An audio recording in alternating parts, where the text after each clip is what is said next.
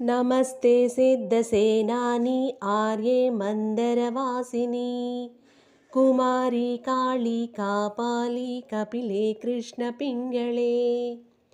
भद्रकाली नमस्तुभ्यं महाकाली नमोऽस्तु ते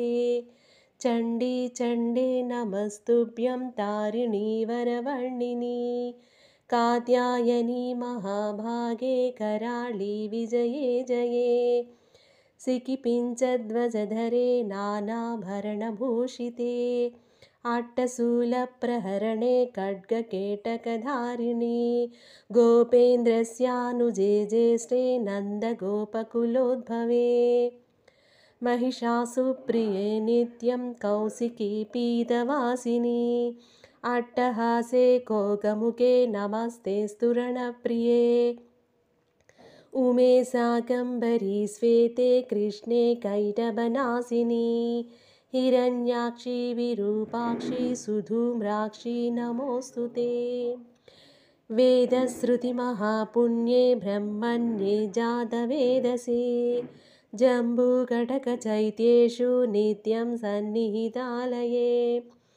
त्वं ब्रह्मविद्या विद्यानां महानिद्राजदेहिनां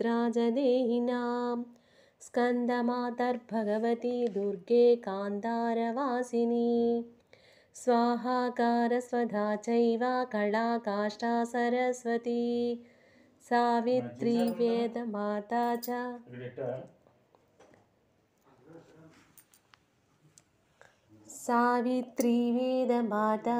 तथा वेदान्तमुच्यते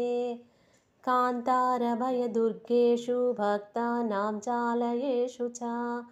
नित्यं वनसि पाताले युद्धे जयसि दानवान् त्वं जम्बनी मोहिनी च माया ह्रीः सदैव च सन्ध्या प्रभावती चैव सावित्री जननी तथा तुष्टिपुष्टिधृतिदीप्तिश्चन्द्रादित्यविवर्धिनी भूतिर्भूतिमतां संख्ये वीक्षसे सिद्धचारणैः स्तुतासि त्वं महादेवी विशुद्धेनान्तरात्मना जयो भवतु मे नित्यं नित्यं प्रासादाद्रणाजिरे।